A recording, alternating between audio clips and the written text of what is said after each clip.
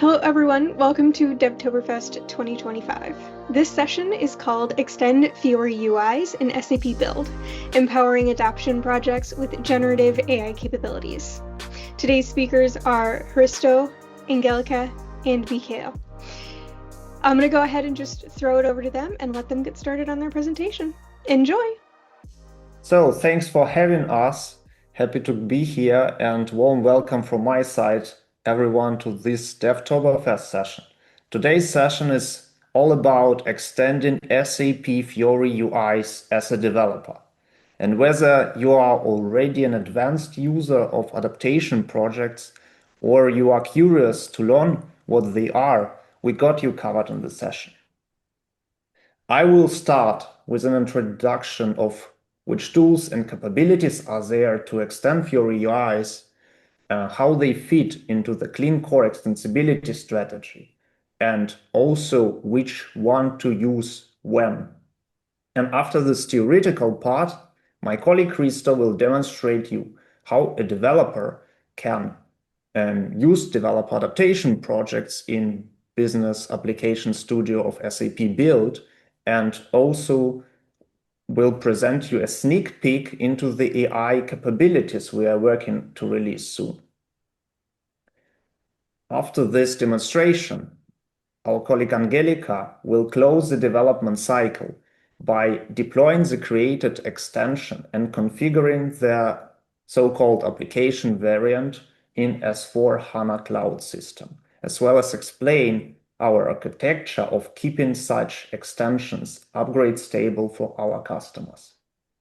And at the end of the session, we'll do a short recap and also present what exciting new features we have on our roadmap coming up next. So let's get into it. So the focus of today's session is, of course, on developers. However, let me start with the whole picture of the palette we have for extending SAP Fiori UIs. And with SAP UI5 flexibility, our mission is to enable all different personas to change UIs to their personal needs, as well as to better fit their company goals. So for that, we are offering personalization for end users, key user adaptation for business experts, and developer adaptation for you developers, always dedicated tooling and tailored for a specific skill set and extension capabilities you need. But moreover, flexibility is also fully clean core compatible technology way to extend UI. And why is this important? Let me recap on the clean core and clean core extensibility strategy. So overall, the clean core is, of course, a set of guiding principles. It covers not only extensibility, it covers also business processes, integration, data, and other things. But what's important about these principles is that they help customers to invest into the right thing. It ensures that customers are investing into the things which allow them to stay agile and cost efficient and ready to adopt innovations in their systems. And specifically for this need, SAP has recently evolved strategy for clean core extensibility and introduced a so-called levels concept. Let's go into details for the levels concept of clean core extensibility. This is an evolution of the previous three-tier concept, which also let you categorize the extensions into 4 levels and explain which levels are the best to invest into. Let's start up here with the level A. This is the cleanest way to extend SAP systems. These extensions are built on top of released APIs and extension points, and it is always preferred way to extend with level A technologies, such as SAP Build with ABAP Cloud or CAP, or on-stack key user extensibility. Then we continue with the level B. So of course, not everything is already released, but there are also some good practices with the classic APIs. They are well known in the community, they are documented, and they are stable. They don't have formal stability contracts, but they are proven to be stable and are still recommended to be used, such as BAPIs, classical exits, or ALVs. This is an acceptable fallback and also a clean core way to extend. So if you invest into level B or invested in the past, you are still safe, and this is still recommended approach. However, once there is a migration to level A technology, consider going this way to further proof your investment. Okay, now here we have level C, where things get a bit more complicated because this is a conditionally clean core way. So it uses internal objects. They're technically acceptable for you, but they are not released or not documented. And what's so tricky about them? That they are conditionally clean. That means that if you have the documentation from SAP mentioning that you are allowed to use them in the clean core compatible way, as well as you have a monitor changelog provided. Also, you can keep investing into such extensions, also if they are still on the level C, if there are no alternatives with level A and level B above available. Again, as is with level B, once level A or level B technology is available as alternative, consider investing into it. And lastly, here down there, we have level D, which is not the clean core way to extend. This is not recommended, and such stuff as no APIs or modifications. Yeah? As known from the past, they pose as highest risk to upgrades, and this is should be avoided in the long run, but also immediately right now. And if you already have such extensions marked as a level D, you should consider rebuilding them. So now, once you have this concept in mind and understand why it's helpful for you as a developer, because it helps you prioritize in the right investment, let's see how the 4 levels of clean core extensibility map to flexibility ways of extensions, which I've talked about in the past. So for end users, which can extend UI5 applications in place without any dedicated tooling, just by using the UI way of personalization, creating variants of filter bar selections or tailoring sections or table views, you are, of course, on the cleanest level A level. As a developer, you have just to ensure that you are building your SAP Fiori applications, either with SAP Fiori elements, then personalization is offered out of the box to users of such applications if you are running an S4 or if you are deploying to workzone in SAP BTP. Going further to the right, we have tooling for key users, so-called business experts with a dedicated role. This role allows key users to adapt applications, not for themselves as personalization of end users, but for multiple users using this application. So you can adjust the UI for everyone or for a dedicated user role using context-based adaptation on SAP BTP ABAP environment or using so-called key user application variants in S4. And as a key user, you have, of course, also much more capabilities in contrast to end users. You can also add custom fields, remove elements on the screen, but also even embed external content, such as mashups via iframes and even pass parameters from your data service to the embedded iframe of the third party or your own application. And yet again, Even this technology is on the highest A level of the clean core. Now, when key user adaptation is at its limit, we also have an offering for developers to extend standard or your own application with a custom code. It allows you to add custom elements to the screen or extend controllers of the original application with your own UI logic, or even add custom pages, replace or data services, add local annotations. This is the most advanced technology in terms of capabilities which we have, but it also requires development skills. Here things get a bit more complicated, but the good news is that yet again, it is fully clean core compatible technology. On S/4HANA Public Cloud Edition and BTP-CF, cloud-ready adaptation projects are of the highest level A. On premise and private cloud, adaptation projects can be used for all UIs, even if they are not specifically released for cloud-ready developer adaptation. This is the classical way to extend, and it's still recommended. Thus, it is level B. You are not doing anything wrong if you have built such adaptation projects in the past or plan to do it in the future.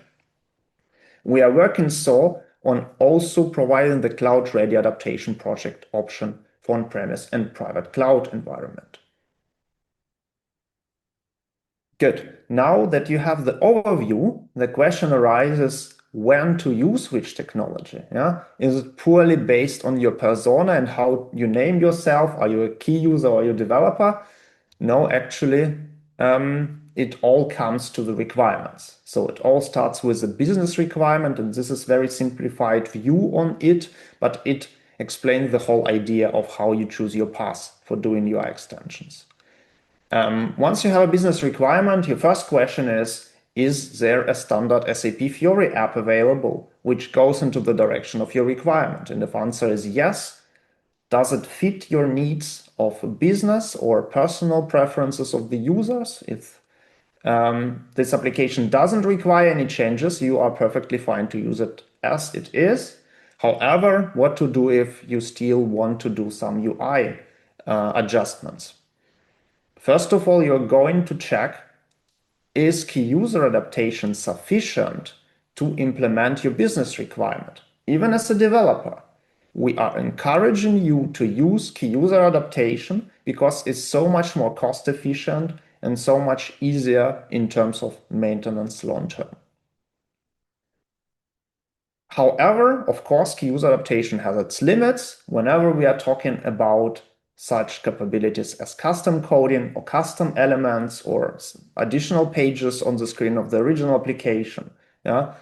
There are limits of it, and this is where you go for the developer adaptation as a next resort. And yet again, this is much more efficient than building your own custom application from scratch, because you already have this standard application which you can extend, with less investment, and also can benefit from further upgrades of it and new functionality coming from SAP. However, there are of course, some cases where there is no standard SAP Fiori application available for your use case. Then you also can use still classic transactions if they're available, and if they fit your use case, just keep using them. If you need to do some adjustments, you also have so-called UI adaptation with SAP screen personas for such classic transactions available. And this is yet again clean core technology. So you are perfectly fine using this technology over building custom applications. But if none of this is the case and you don't have neither standard SAP Fiori application nor the classical transaction available, of course, you need to build your custom application. And then there is a choice whether you do it on stack if you need S/4HANA integration and your users authorized via S/4HANA, and you don't need to benefit from any additional capabilities which SAP BTP offers you. then you can go and build such application on stack, so deploy it to where the original content of your system is, and you can build such application using SAP Build ABAP Cloud, and you can use SAP Fiori Elements or SAP UI5 Freestyle application.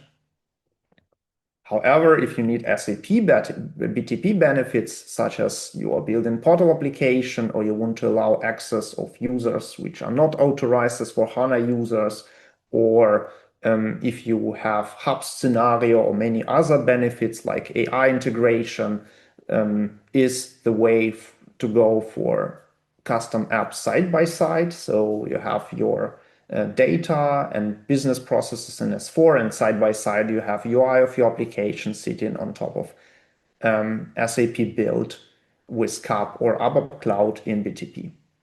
And yet again, you can choose Fiori Elements or Freestyle, or you can use no-code build apps capabilities there. So this is the simplified decision metrics for you. This is only touching the UI aspects of it. So you might ask, what if I need to extend my data source, add a custom field? And there you also have a palette of tools. For instance, key user extensibility on stack allows you to create custom fields. And basically that lets you combine your key user extensions done in ABAP with any technology you see on the screen. So you can use then key user adaptation to add such custom fields to the screen, or developer adaptation. So this choice is independent of each other. But this is enough of the theory for today. Yeah, the focus of the rest of the session will be on the developer adaptation here. So even if you have to know about key user adaptation and prioritize it over developer adaptation wherever it fits, there are still some cases for developer adaptation, and there are many good cases for it. And now I will hand over to my colleague Hristo, who will demonstrate you how SAP UI5 adaptation projects are created and maintained, as well as show you a web preview for AI capabilities. Yeah, so small disclaimer, this is a functionality we currently have in the work. So the functionality can change, but we are working to release it soon. So with that, Hristo, stage is yours. Yeah. Hi, everyone. So we are here at the Business Application Studio welcome screen. In order to create the adaptation project, we will need to use the new project from template option. And there we can find SAP UI5 adaptation project style. Now we press start, and now at the first screen of the creation wizard, we see a question for which system we want to use. Here we have a lot of predefined systems in the form of destinations in your BTP account. And now we will use just one of our own testing systems. After the selection of the system, there is also the list of applications that are retrieved from that system. Let's use something that's good for the demo purposes. Let's say we would like to use manage product costing errors application. Now we just press next. Here at the project attributes page, we see the project name, the application title, namespace, and other options for the project. We have all filled with the default values, which will do the work for us for now. Also, there is a deployment configuration and the SAP Fiori Launchpad configuration options, which can be done during the generation of the project or later on through the work with the project or during deployment of the project, which will be shown by our colleague Angelika. So we are happy with the default settings, and we'll just press finish in order to generate the project. Now we see the installing dependencies notification here, and during the generation of the project, I will show you what's happening here. So we have the web app folder, which is very important folder that holds all the changes that are needed, that are actually produced during the work with the project. And there's the manifest app descriptor variant file, which is the main descriptor file for the project. So the project has been generated now. There is the application information screen, which is basically a landing page for the project. Here, we can see some shortcuts. Let's say we can open the editor, we can preview the application in a separate browser tab. We can start deployment or other useful things that can be done with the project. Now, let's open the adaptation editor, which will actually run in a separate browser tab. And here we will have the application actually loaded in the middle section. Yeah, so you see the application preview here. There is the so I will guide you through the different parts of our editor. So currently the live view middle window of our editor is showing the UI adaptation mode, which means that everything on the page is fully selectable and editable. If we switch to navigation, now the application becomes fully functional application. Let's say we can retrieve some data now. Everything is fully working. So if we go back to UI adaptation, we'll be able to select something that we want to change. For example, we would like to see what can be changed for the custom filter bar here. So there is the also the list report quick actions list here, which holds the most widely used changes that the developer might want to do. For example, enable clear button on the filter bar. If we click it, we see here that the clear button is appearing, and we see it as an unsaved change. Smart filter bar, show clear on the filter bar. So we can just save the change, and now the change is saved here in the changes folder.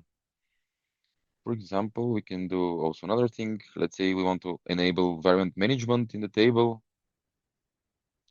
You see, there's the unsaved change again for the configuration for smart variant management. But in order to see this error, not this error, this change, we would need to, of course, save and reload the view of the application here because it's a bit more complicated change. And as you see now, there is the variant management control here, and we can, let's say, manage views or create more views or whatever we would like to do. Also, other things that we can do with our editor. Here on the left side, we see the control tree view, which holds every single control that's actually used in the page, and we can select something from here in order to edit its properties, which actually leads me to the properties pane on the right. Let's say we would like to again use the filter bar. Here we see all the properties that are actually editable for the selected control with explanations for them. Let's say consider presentation variant, filter bar expanded, or every other property which is actually editable, which are of course can be shown or hidden or turned off and on with the tick and the X icon here. All right, so let's go to the probably most interesting part. Let's say we have a requirement to add a button which does something very specific in our application environment. Let's say we want to add a button here at the top of the table, and that button, when clicked, should be able to generate an email with all the selected items from the table. We can start with creating fragment with the button here, which is done by pressing right click and add fragment. Here we see the control type that we have just clicked, overflow toolbar of the table. We need the target aggregation to be content, and we will change the index to be 3, so it's more visible on the middle side. Let's call our fragment button. Now we need to save the fragment, and now we have a new fragment folder here appeared, which is called button fragment XML. Cut.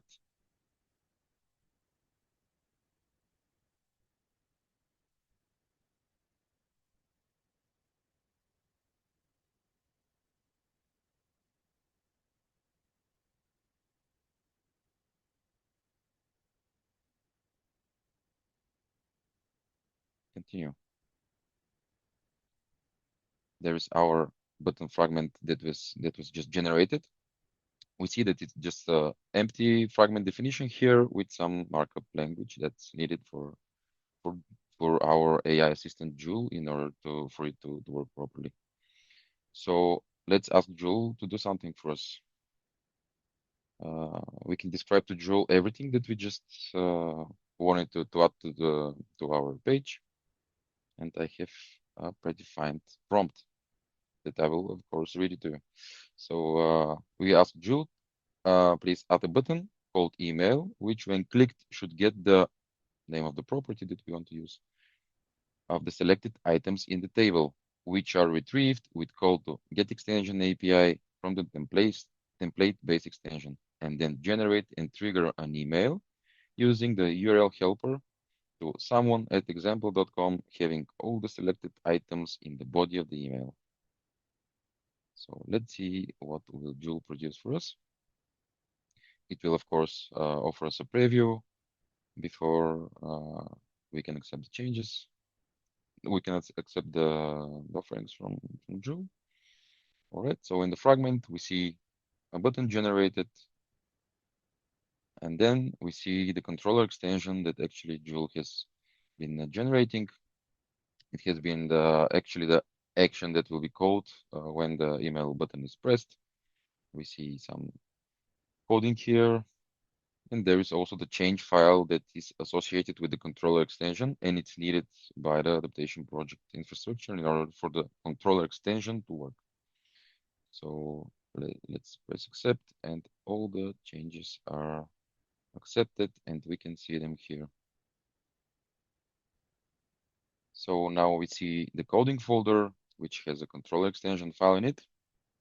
There's the controller extension here, and we can of course try what's happening with our application variant. And for that, we can just launch preview application. We have our application preview here in a separate browser tab.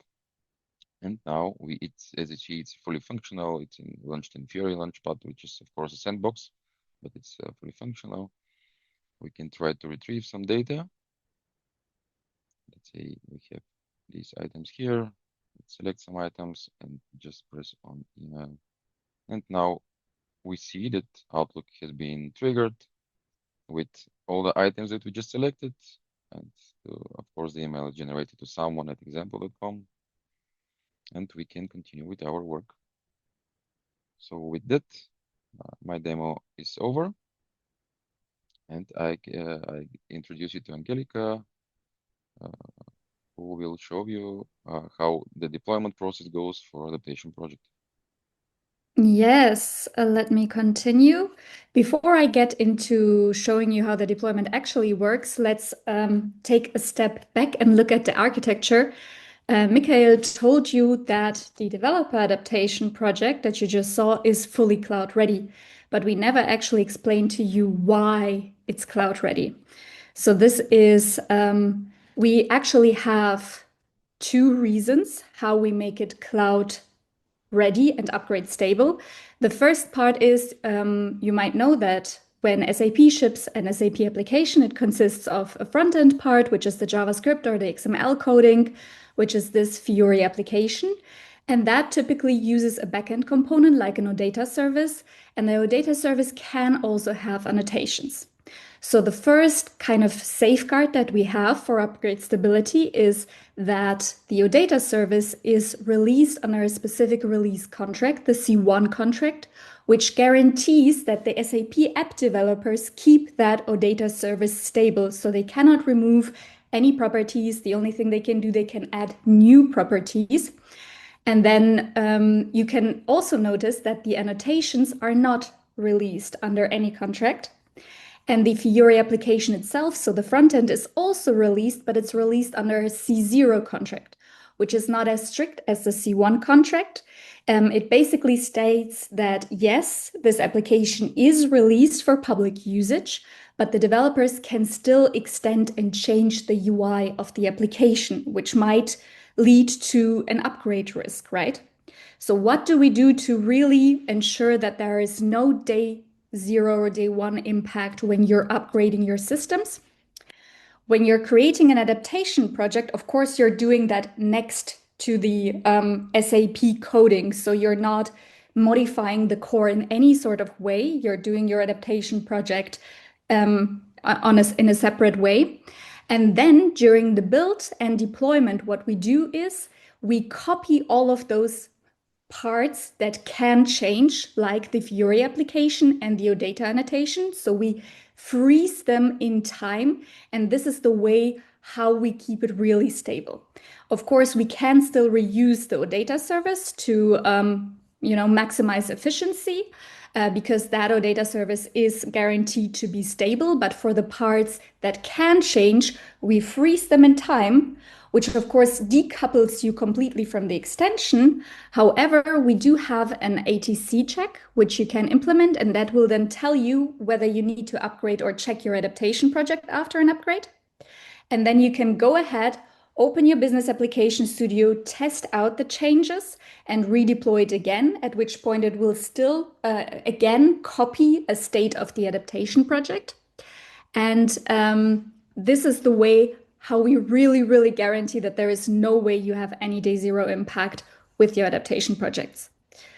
So this is a little bit of the theory. Let's show you how the deployment and the configuration within the Fiori Launchpad actually works. I'll have here my adaptation project. If you want to deploy it, there is, again, here in the application information page, there is this deploy option. If you haven't done this or opened it during the generation, you will be guided through some steps. So it will connect you to the system that you want to deploy to.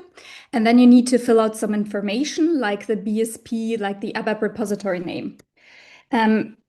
You don't need to consider much here. It just has to start with the same namespace as your package. I am here currently using a Z namespace. However, if you have a licensed namespace, that is also fully supported. You can either enter your package manually or choose one from the existing. And you can also enter your transport either manually or create a new one, which is also very convenient. So you don't have to switch tools between your development. In this case, I have a development package that is a local package that does not need any transportation. That's why the tooling knows that I don't need a transport request and removes that from here. So when I finish this wizard, what happens is a UI5 minus deploy YAML is created, which contains all that information that I've just inputted and some other information that is needed during the build. And a few more scripts are also added here in the package JSON, the deploy and the undeploy script. And I could already now deploy this application right away from here by running the script. But what I want to do before that is I want to add a Fiori Launchpad configuration, because if you deploy it as is, it will be in the backend system, but you will basically have no way, or it's not a part of any Fiori Launchpad tile. So it's harder for you to open. You would have to directly open it every time, which we don't want. In this case, we want to see it end-to-end working within a Fiori Launchpad. So let's do that. This is actually also some new development that we did here. Previously, you were very limited in your Fiori Launchpad configuration. You could always add your adaptation project as an additional tile, but now we give you two options. You can either replace the original application with your adaptation project, so a replace scenario, or you can add your adaptation project side by side next to the original application and use them both at the same time. So let me walk you through the replace scenario, since this is maybe a newer scenario here. If you want to replace the original application completely with your adaptation project, you would select the scenario, and then basically you don't need too much configuration, because if you want to replace all the navigation, you need to reuse all of the navigation inbound and outbounds from the original application. And basically, the wizard knows that you don't even have to select anything. You can change the title. So what is written on the tile, but you don't have to. You can leave it exactly the same as the original application.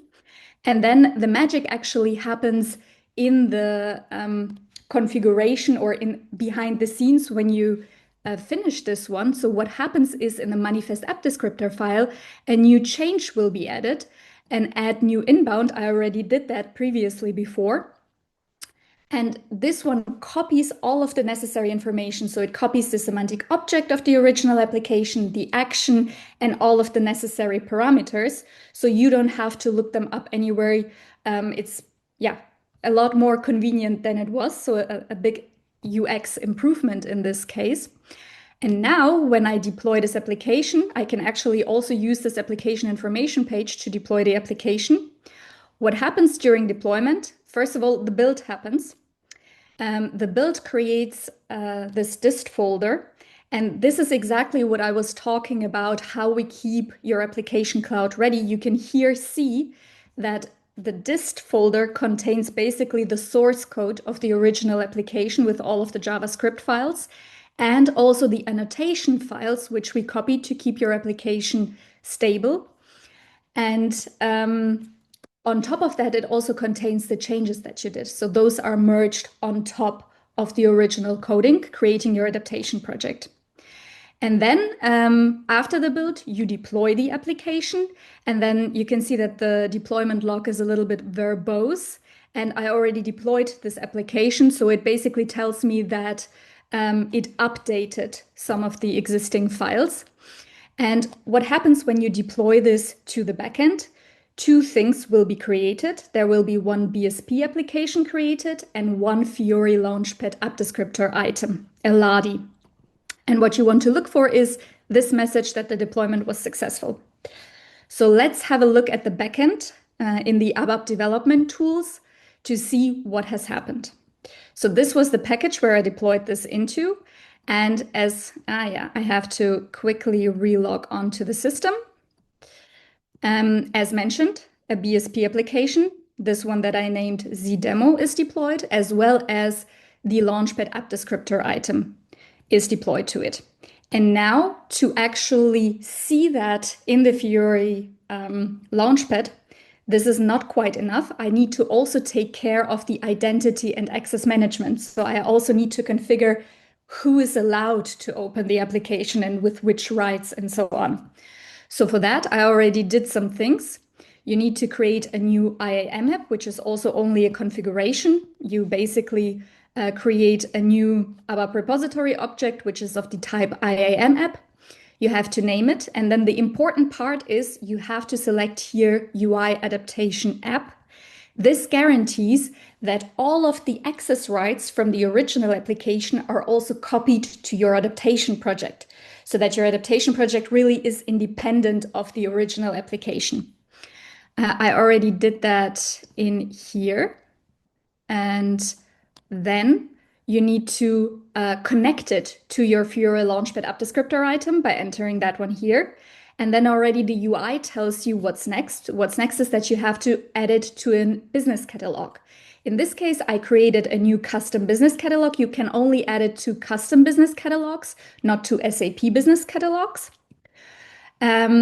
which I did. I created a new business catalog, and in here I added this IAM app into it, which creates then this assignment between business catalog and IAM app. So these are basically the two configurations that you need to do. Create an IAM app, an identity and access management app, and a business catalog. And then you need to log in as a Fiori Launchpad administrator, which I am here. I'm here logged into the system where I deployed it as an administrator. And I've already opened the business role, which opens the original application. So keep in mind, we want to replace the original application with the adaptation project. For this, we need to do two more steps. First of all, we need to add the business catalog that I created here, my custom business catalog, to this role so that it also contains the adaptation project. And then because we don't want to use the original app anymore, we need to disable it or deactivate it here. So these are all of the apps, all of the identity and access management apps that are here. And you need to deactivate that application, which I already did. You need to go to edit mode, click here on deactivate. And then those are the two configuration steps in the Fiori Launchpad as an administrator. And then what you will see is basically when you look for that application as an end user in your system, you will see what you wanted to see. You will see exactly one tile, the Manage Product Costing Errors tile that we just created. And when you click on it, it actually opens up the application variant that we created together. So you see, this is the exact same tile target mapping. So the same semantic object, the same semantic action as the original application. So exactly, it looks to an end user, this would look like the original application, but behind the scenes, you swapped it out for the adaptation project. So yeah, this is a little bit of how you can use your adaptation projects end to end and what you need to do in an S/4HANA public cloud system to configure that end to end. With that, the demo part is a little bit over. Let's move on to the roadmap and the outlook that we have. So what are the interesting, cool new things on the horizon for the adaptation project? The first one, Hristo already demoed to you in the lab preview. We are working on AI. Of course, you cannot have any demo at SAP without mentioning AI. We are, as you have seen, we are working on an AI help to help generate controller and fragment extensions. And we are even working on making that better and better. So giving it even more context so that the AI is even more useful to you and can help you out with more complex extension use cases. Then what we are also working on is that you are going to be able to release your own custom applications for adaptation projects on BTP Cloud Foundry environment. This is already possible for ABAP Cloud, so for S/4HANA Public Cloud, but not yet for the BTP Cloud Foundry environment, and this is on the horizon. And then what we're also talking about or looking into is simplifying the process between switching from key user to developer tools. So today we haven't talked too much about key user tools, but you might have heard it from other talks that we gave that we also have a very nice key user adaptation functionality. And there has been actually for quite a while, the Extensibility Wizard from SAP Build that makes it easy for you to switch from the runtime into the developer scenario. So it basically, in the runtime, it creates an adaptation project for you. And what we're working on is making this even more efficient by allowing you to take over your key user changes during this creation. So making the Extensibility Wizard even more functional. That's it for the outlook. Let's continue or sum it up with the key takeaways. What should you have learned from today's talk? So first of all, you should have seen how cost efficient it is to create UI extensions with SAP flexibility, UI5 flexibility, because you're not creating applications from scratch, because you just have to take care of your own custom coding, which means that you have shorter delivery cycles and a lower total cost of ownership when you then compared to building custom applications. The second key takeaway is that we have a lot of modern low-code and no-code tooling, even with soon the support of AI, which also reduces the entry barrier for developers and even people that are like citizen developers that are not as familiar with the development process in the UI, for example.